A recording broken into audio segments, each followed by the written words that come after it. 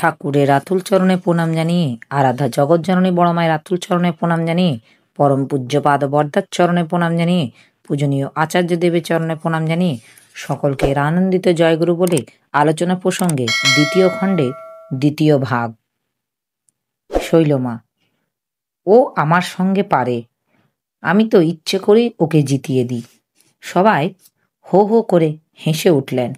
প্রশ্নের পর প্রশ্ন চলছে, প্রসঙ্গের পর প্রসঙ্গ উঠছে, আর শ্রী ঠাকুর বিভোর হয়ে আলাপ আলোচনা করে চলেছেন, কথা বলছেন, আর কথার মধ্যে দিয়ে প্রতি প্রাণে যেন প্রাণ ঢেলে দিয়ে যাচ্ছে। চোখের দৃষ্টি, মুখের ভঙ্গি, কণ্ঠের মাধুর্য, অঙ্গের হিল্লোল, আঙ্গুলির সঞ্চালন, সব কিছুর ভিতর দিয়ে এক আনন্দ ঘন রসলোকের অমৃত স্পর্শ প্রকট হয়ে উঠছে।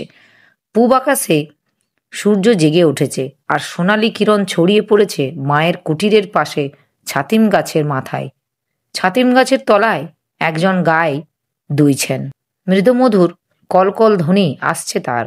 গরুর বাট যখন টনটন করে, তখন তাকে দুইলেই তার সুখ। নিখিল প্রজ্ঞাময় পুরুষ যিনি, তিনিও দুনিয়াকে তেমনি তার জ্ঞান ভাণ্ডার উন্মুক্ত করে দিতে পারলেই সুখী। জিজ্ঞাসু প্রেমী ভক্তের আগ্রহ এই উন্মোচনাকে ত্বরান্বিত করে তোলে। তাই তো তার কথা লহরের পর লহর তুলে বাধাহারা হয়ে প্লাবনের মতো ভেঙে পড়ে। যে শোনে সেই মজে, যে আসে সেই মাতে। অবশ্য যদি তার এতটুকু উন্মুখতা থাকে। সেই অপরূপ এবং অমৃত প্লাবনের গোমুখী উৎসের মুখোমুখি হয়ে বসে আছেন সবাই। প্রবল ধরনাধারায় বেরিয়ে আসছে সুধাল হরি। তাই অন্তর্বাহির মগ্ন মশগুল সবার। কেষ্টদা প্রশ্ন করলেন, ইষ্টের কাজের জন্য বেঁচে থাকতে হবে, এটা খুবই স্বীকার্য, কিন্তু মরণ যদি কোথাও ইষ্টার্থ প্রতিষ্ঠার ব্যাপারে সহায়ক এবং অনিবার্য প্রযোজ্য হয়, তখনও যদি কেউ বাঁচতে হবে, এই ধুয়ো ধরে প্রাণ না দেয়, সেটা কি কাপুরুষতা নয়?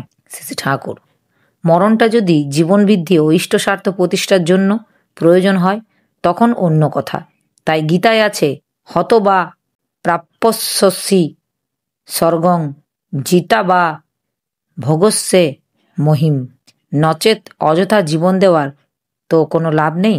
অবশ্য ইষ্টের কাজ করতে হবে তোমাকে সমস্ত দায়িত্ব নিয়ে, ঝুঁকি নিয়ে।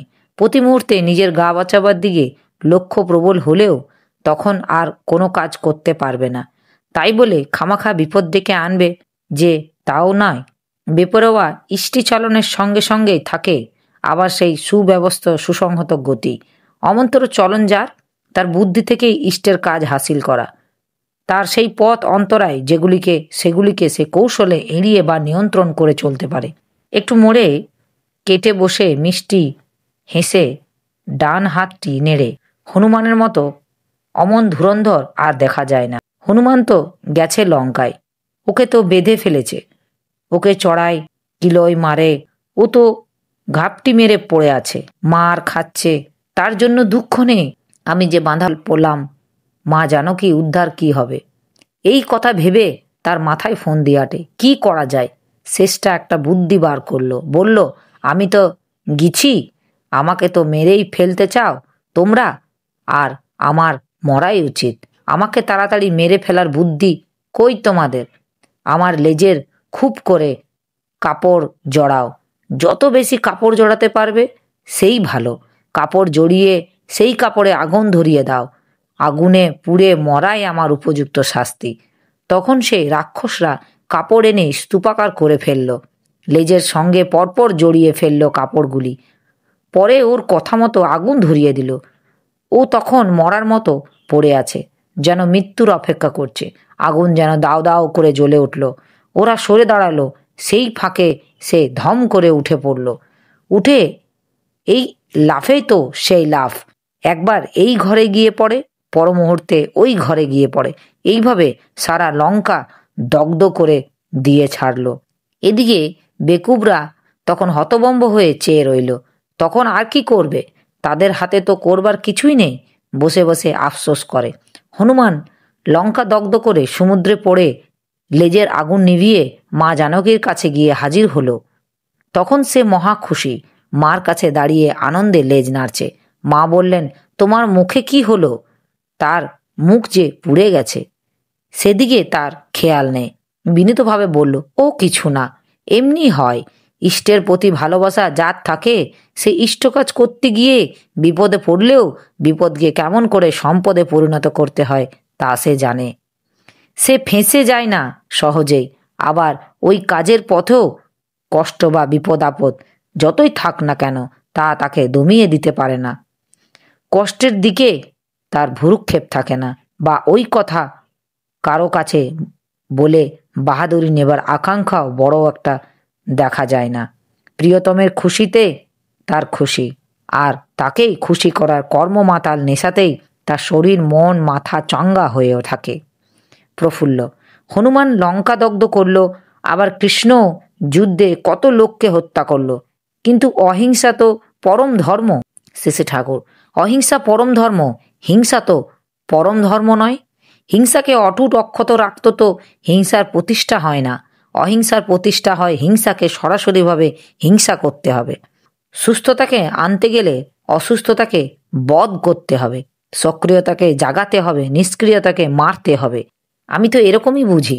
তবে এটা করতে হবে মঙ্গল বুদ্ধির প্রণোদিত হয়ে। তাই পাপীকে ঘৃণা করো, বা হিংসা না করে। পাপকে ঘৃণা করো হিংসা করে। পাপীকে পাপমুক্ত করে তুলতে চেষ্টা করো। তাই বলছিলাম, হিংসার প্রতি যদি আমরা অহিংস হই তবে সেইটি হবে অহিংসা বিরোধী এবং হিংসা পোষণী আচরণ। সুশীলদা, তাহলে তাহলে অসৎকে প্রতিরোধ করো না মানে কি?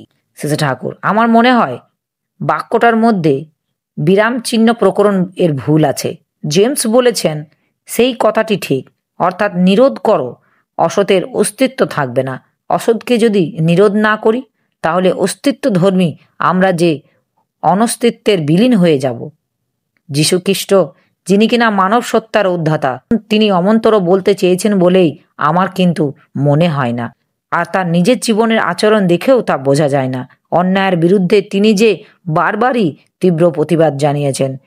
সেই যে মন্দিরে গিয়ে দেখলেন মন্দিরের প্রাঙ্গণে ব্যবসাদাররা দোকান পাট মেলে মেলা বসিয়ে ফেলেছে, সেখানে তিনি কেমন রুখে দাঁড়িয়ে সবাইকে ঝেঁটিয়ে বের করে দিলেন। এইটে নিরোধ না করার দৃষ্টান্ত। তবে মহাপুরুষদের জীবনের একটা ব্যাপার এই দেখা যায় যে তারা পোকাটি এবং মাকড়েটি পর্যন্ত বাঁচাবার জন্য ব্যাকুল, কিন্তু নিজেদের কথা ভেবে তারা মোটেই ভাবেন না। অমনভাবে ভাবতে অভ্যস্ত নন। তারা সকলের জন্য ভেবে সকলের জন্য ব্যবস্থা করেই তারা সুখ পান। তাদের ব্যক্তিগত নিরাপত্তা, সুখ, স্বস্তি বিধানের দায়িত্ব তাই তাদের ভালোবাসেন যারা, তাদেরই উপর। তারা যদি তাদের আগলে না রাখে তবে তাদের অস্তিত্ব যে কোনো মুহূর্তে বিপন্ন হতে পারে। সবার রক্ষায় অমেঘবীর্য তারা, কিন্তু আত্মরক্ষা নিষ্ক্রিয়। তারা ভালোবাসার কাঙাল। ভালোবেসে কেউ তাদের জন্য কিছু করেছে দেখলেই মহাখুশি। নিজের সম্বন্ধে এতই উদাসীন তারা যে কোনো কিছুকেই নিজের পক্ষে ক্ষতিকর জেনেও তারা হয়তো অবাধে বলবে, হ্যাঁ এইটে হতে দাও, বাধা দিও না, কারণ সেইটি হতে দিলে হয়তো ব্যক্তি বিশেষের বিশেষ ইচ্ছা পূরণ বা বিশেষ স্বার্থসিদ্ধির সুবিধা হবে। তাদের কাছে তো সর্বদা তোমাদের প্রয়োজন আমার থেকে বড়। তাই আর চাই কি? তোমাদের প্রয়োজন পূরণ হলেই হলো। সে আমার জীবনের বিনিময়েও যদি হয় তাও ক্ষতি কি? মানুষের জন্য, শুধু মানুষের জন্য কেন, সামান্যতম প্রাণীর জন্য পর্যন্ত তারা কতখানি করতে পারেন এমন বেহিসাবি বেপরোয়া আত্মভোলা তারা। কিন্তু তাদের সেই হতে দাও, বাধা দিও না। কথায় সাই দিয়ে আমরা যদি হাত গুটিয়ে বসে থাকি, তাদের আদেশ পালনের দোহাই দিয়ে তাদের জীবন রক্ষায় যত্নবান না হই, তবে সেইটে হবে গুরু আনুগত্যের নামে পরম ভণ্ডামি। অমন্তর ক্ষেত্রে তাদের আদেশ অমান্য করলেই তাদের যদি বাঁচায়, সেই হবে গুরুভক্তির পরকাষ্ঠা। তারা ক্রোধ দেখালেই শেষ পর্যন্ত খুশি হবে তাতে। তাই বাইবেলে অসৎকে নিরোধ করো না এক কথা যীশুখ্রিস্ট ব্যক্তিগতভাবে তার উপর যে অন্যায় উৎপাত আসছিল সেই প্রসঙ্গে বলেছেন কিনা সেটা আমার মাঝে মাঝে সন্দেহ হয়। তার নিজের উপর অন্যায় হলেও সে অন্যায় সম্পর্কে তার মুখ দিয়ে এক কথাটাও বেরোনা কিছু বিচিত্র নয়। ল্যাজ মুড়ো বাদ দিয়ে সেইটে হয়তো অন্যভাবে চালিয়ে দিয়েছে। তাছাড়া সব অন্যায়কে সব সময় সরাসরি প্রতিরোধ করা যায় না। অসতের শক্তি যেখানে প্রবল, বিপুল ও পরাক্রমশালী, সুকৌশলী এবং শক্তিসংহত না করে যদি সেখানে বেকুবের মতো বিনা প্রস্তুতিতে হঠাৎ ঘা দিতে যাও, তবে তুমি তো নিশ্চিহ্ন হবে। তাছাড়া তোমার উদ্দেশ্য সফল হবে না। অবাঞ্ছিত প্রতিকূল কিছু ঘটলে মানুষের তাকেও অনেক সময় দুর্দেব্য বলে। সেখানে উৎক্ষিপ্ত হয়ে হাত পা ছুঁড়ে তো কোনো লাভ নেই। যেটা এসে পড়েছে তাকে শুভে সুনিয়ন্ত্রিত করা লাগবে এবং সেই কারণে তার আবির্ভাব হয়েছে, তার নিরসন সচেষ্ট হতে হবে, যাতে অমনটি ভবিষ্যতে আর না ঘটে। অবস্থার তলে পড়ে দিশেহারা হয়ে আবল তাবল পায় তারা ভাজলে হবে না, আস্ফালনেও কাম দেবে না। স্থির মস্তিষ্কেও সেটাকে আয়ত্তে এনে কল্যাণপ্রসূ করে তুলতে হবে। তাই আমি বলছি, খারাপ অবস্থাকে শুভপ্রসূ করে পরিচালিত করো। আমার ওই কথা দেখে আমার ঘাড়ে চাপিয়ে দিয়ে কেউ বলে ঠাকুর অসৎকে নিরোধ করতে বলেনি, তাহলে সেটা কি ঠিক হবে? তাই প্রথমে নির্ণয় করতে হবে যীশুখ্রিস্ট কখন, কোন অবস্থায়, কি উদ্দেশ্যে কোন কথা বলেছেন। বাস্তবতায় ভ্রষ্ট হয়ে তথাকথিত দার্শনিকতা হিসাবে যীশুখ্রিস্ট কিছুই বলেননি। সেভাবে বুঝতে গেলে আমরাও ঠকে যাব। একদল নামকা ওয়াস্তা ভক্তি আছে যাদের কাছে কর্মহীনতার কথা বড়ই প্রিয়। তার সমর্থনে কোন কথা পেলে তারা ফলাও করে ধরে। আমাদের কালীষষ্ঠী কয়, শুধু মুখের হায়, তোমার জন্য পরাণ কাঁদে, দেবার কিছু নাই। ওই ধরনের ভক্ত যারা, তাদের কাছে অসৎকে নিরোধ করো না। এই অর্থে ভালো লাগে। ভাবে কাম কি অত তাফাল দিয়ে? সরোজিনী মা বললেন, এইবার উঠবেন না শ্রী ঠাকুর, তুই এক বেরসিক, নেশা করে খেয়াড়ি না করে ভেঙে উঠলেই হলো। তুই বরং তামাক খাওয়া। সরোজিনী মা তামাক সাজতে গেলেন। শ্রী ঠাকুর কেষ্টদার দিকে চেয়ে হাসতে হাসতে বললেন, দেখেন, ও যে আমাকে ওঠার জন্য তাগাদ দিচ্ছে, সে কিন্তু ওর নিজের করজে হাগে মাথায়ে থুয়ে তাড়াতাড়ি বাড়ি যাবে, কিন্তু বাইরে হয়তো বলবে সময় মতো না হাগলে ঠাকুরের শরীর খারাপ করবে। তাই বলছি। তার প্রীতিমধুর কটাক্ষ শুনে সবাই মৃদু মৃদু হাসছেন। সরোজিনী মা কলকাতে ফু দিতে দিতে মুখ টিপে টিপে হাসছেন। আবদারের সুরে বললেন, সবসময় তাই বুঝি? আজ আমি একটু ব্যস্ত থাকলেও অনেক সময় আপনার স্বাস্থ্যের কথাই ভেবেই বলি। শ্রী ঠাকুর ব্যস্ততাই বল বেশি। সরোজিনী মা হার মেনে বলছেন, আচ্ছা তাই? আপনি এখন তামাকটা খেয়ে দয়া করে ওঠেন। তপবনে কাজকর্ম সম্পর্কে মাঝে মাঝে বিমলদা ও ক্ষিতীশদার মধ্যে বচসা হয়। সেই কথা উঠল। বিমলদা ও ক্ষিতীশদার উভয়ে উপস্থিত। কথাটা অবতারণা করা হলো বেশ একটু মেঘলা মন নিয়ে, অনুযোগের সুরে। শ্রী ঠাকুর মুখে হাসি টেনে বিক্ষোভের আবহাওয়াটা হালকা করে দিয়ে উভয়ের দিকে চেয়ে মনজ্ঞ ভঙ্গিতে ঘাড় নেড়ে নেড়ে বলতে লাগলেন, দেখেন, সমুদ্র মন্থনের সময় প্রণয় মন্থনে সুধা ও বিষ দুইই ওঠে। বিষটাকে হজম করতে না পারলেও সুধাটাকে উপভোগ করা যায় না। কথাই আছে, এক ঘরে ঘর করতে গেলে ঝগড়াঝাটি কি হয় না? দুটো কথা কি তোমাদের প্রাণে সয় না? তাই বন্ধুত্ব যেখানে আছে সেখানে মানিয়ে নেও। ঝগড়াঝাটি করে চুপচাপ করে থাকলে, না মিশলে বিচ্ছেদের ব্যবধান ক্রমশ বাড়তে থাকে। কিন্তু একজন যদি হেসে কথা কয়, সহজেই মেঘ কেটে যায়। নচেত ছোটখাটো ব্যাপার নিয়ে হয়তো জন্মের মতো বিচ্ছেদ এসে যায়। অবশ্য আপনাদের এখানে অন্য কথা। আপনাদের উভয়ে একই স্বার্থ। ব্যক্তিগত স্বার্থের জন্য তো আপনারা ঝগড়া করেন না। আমাদের উভয়ের উদ্দেশ্যই হলো তপবনটাকে কেমন করে গড়ে তোলা যায়। এর মধ্যে নিজেদের যে টেকে না আছে তাও নয়। বিমলদা ভাবে আমি তপবনের একজন পুরানো মাস্টার। ঠাকুরের কাছে শুনেছি, মিলিয়ে হাতে কলমে করেছি। আমি জানি না। ক্ষিতীশদা ভাবে আমি চুল পাকিয়ে ফেললাম। আমি কি বুঝলাম না কোনটা কিভাবে করতে হবে? আর বিমলদা ঠাকুরের দোহাই দেয়, আমিও কি ঠাকুরের কথা জানি না? অহং অহং লেগে গেল। ও কিছু না। আপনাদের উভয়েই যদি আমার কাজ করিবার সত্যিকারে আগ্রহ ইচ্ছা থাকে, তাহলে দেখবেন লাঠালাঠি করতে করতে কোন সময় নিজেরা অজ্ঞাতে মিলে গেছেন, তখন হয়তো বিমলদা বাড়িতে খেয়ে এসে আঁচাবে ক্ষিতীশদার বাড়িতে, আর ক্ষিতীশদা দাঁতন করতে করতে যে মুখ ধোবে বিমলদার বাড়িতে। ফলকথা, আদর্শ উদ্দেশ্য যেখানে এক, সেখানে মতান্তরে ও মনান্তর হয় না। হলেও সাময়িক এবং উপরাশা তা আবার মিলন গ্রহকে নিবিড় করে তোলে। শ্রী ঠাকুর এইবার উঠে নিবৃত্তি নিবাসে পায়খানায় গেলেন। প্রাতকৃত্যাদি সমাপনান্তে শ্রী ঠাকুর মাতৃমন্দিরে বারতায় এসে বসলেন। প্যারিদা একটা ওষুধ দিয়ে গেলেন, ওষুধটা খেলেন। একে একে অনেকে এসে প্রণাম করে যেতে লাগলেন। সম্বিত সেজে গুজে শ্রী ঠাকুরকে প্রণাম করতে এসেছেন সুষমা মার সঙ্গে। শ্রী ঠাকুর মহাখুশি, বলছেন, বাহ বাহ, কি সুন্দর, কি সুন্দর। সম্বিতার মুখখানি আনন্দে ডগমগ হয়ে উঠল। ফিলান্থ্রপি অফিস সংক্রান্ত কয়েকটা ব্যাপার সম্বন্ধে কি করণীয় বঙ্কিমদা, শরৎদা, ভবানীদা এসে জেনে গেলেন। অবিনাশদা আসলেন। তার সঙ্গে সঙ্গে কিছু জ্যোতিষশাস্ত্র সম্পর্কে আলোচনা চলল। কথা প্রসঙ্গে শ্রী ঠাকুর বললেন, গ্রহগুলি আমাদের বৃত্তিকে সূচিত করে। বিশেষ কোনো মানুষ বিশেষ কোনো বৃত্তির আওতায় পড়ে কিভাবে চলবে, তার বুদ্ধি, বৃত্তি, চিন্তা এবং কর্ম তখন কেমন ধাঁচ নেবে তা আগে থাকতে বলা যায়। কিন্তু মানুষ যদি সর্বতভাবে ইষ্টকেন্দ্রিক হয়, তখন তার তো সেই প্রবৃত্তি দ্বারা পরিচালিত হয় না, বরং সব প্রবৃত্তিকেই সে পরিচালনা করে ইষ্টার্থ প্রতিষ্ঠার উপযোগী করে। এমন করে মানুষের গ্রহদোষ খণ্ডন হয়। এছাড়া পথ নেই। তাই বলি কিং কুবন্তী গ্রহা সর্বে যস্য কেন্দ্র বৃহস্পতি। বৃহস্পতি মানে সদ্গুরু। জীবনে কেন্দ্র দেশে বসানো চায় তাকে, তার ভজনায় তাকে নিজের ভাগ্য বিধাতা করে তোলা চায়। নইলে কিন্তু শুধুই দীক্ষা নিলে হবে না। তবে দীক্ষা নিয়ে যারা যজন যাজন ইষ্টবিধি ঠিক মতো করে, তারাও কিন্তু অনেকখানি বেঁচে যায়। সর্বব্যাপারে ইষ্টকে যারা মুখ্য করে চলে, তাদের তো কথাই নেই। খারাপ কিছু আসলেও তারা তাকে ইষ্ট স্বার্থ প্রতিষ্ঠার মহড়ায় ফেলে ভালোর দিকে বাগিয়ে নেয়। এরপর শ্রী ঠাকুর পরপর কয়েকটা ছড়া বললেন। প্রফুল্ল সেগুলিকে টুকে নিলেন।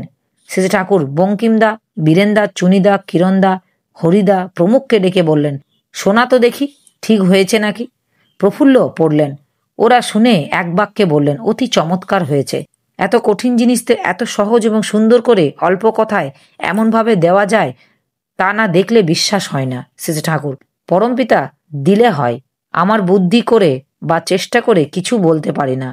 মানুষ যে বলে তুমি যন্ত্রী আমি যন্ত্র, সেটা আমার মতো করে কেউ বোধ হয় বোঝে না। তোদের বিদ্যা আছে, বুদ্ধি আছে, আমার অকাট মুখ্য, আমার নেই বলতে কিছুই নেই। তাই হাত ধরা হয়ে থাকি। তিনি যখন যা যোগান তেমনি বলি, তেমনি চলি, এছাড়া আমার উপায় নেই। তার কথা শুনে সবার চোখ ছলছল করতে লাগলো। মুখে কেউ কোনো কথা বললেন না। এরপর শেষে ঠাকুর উঠে একবার পূজনীয় খেপুদার বাড়ির ভিতরে গেলেন। সঙ্গে সঙ্গে কালিদাস মা, লীলামা প্রমুখ গেলেন, গাড়ু গামছা, সুপারির কৌটো, তামাক, জল, দাঁত খোঁচা ইত্যাদি নিয়ে। খেপুদার বাড়ির মধ্যে রাজমিস্ত্রিরা কাজ করছে। ঘুরে ঘুরে সেই কাজ দেখতে লাগলেন। চেওয়ার দেওয়া হলো, তাতে প্রথমটা বসলেন না। ড্রেনের একটা জায়গা দেখে বললেন, ও নবাব, এখানটা একটু ঢালু না করে দিলে তো জল দাঁড়াবে, মশামাছি হবে, ওখানটা ঠিক করে দিও। নবাব, যে ঠিক কইছেন ঠাকুর, আমার আগে নজর পড়েনি। ঠাকুর, একটা জিনিস আমি তাজ্জুব বুনে যাই। আমরা তো এই করেই খাই, বরাবর দেখি আমাদের কারুর চোখে তো যে খুদ ধরা পড়ে না, তা কিন্তু আপনার চোখ এড়ায় না। শেষে ঠাকুর উৎসাহ দিয়ে বললেন, তুইও চোখেল আমার থেকে কম না। তোর মতো মিস্ত্রি গাঁও ঘরে কমই আছে। নবাব বলল, সে আল্লাহর দয়া আর আপনার আশীর্বাদ। তোতা হয়ে শ্রী ঠাকুরের গা ঘেঁষে দাঁড়িয়েছে। জ্যাঠামশাইকে বাড়ির মধ্যে দেখে খুব আনন্দ। শ্রী ঠাকুর সোহাগ করে বললেন, বুতুর বুতুর, তুতুন তুতুন, তোতা কি খুশি। উপস্থিত দাদা, ভাই, বোন, মায়েদের আমার আনন্দিত জয় করি।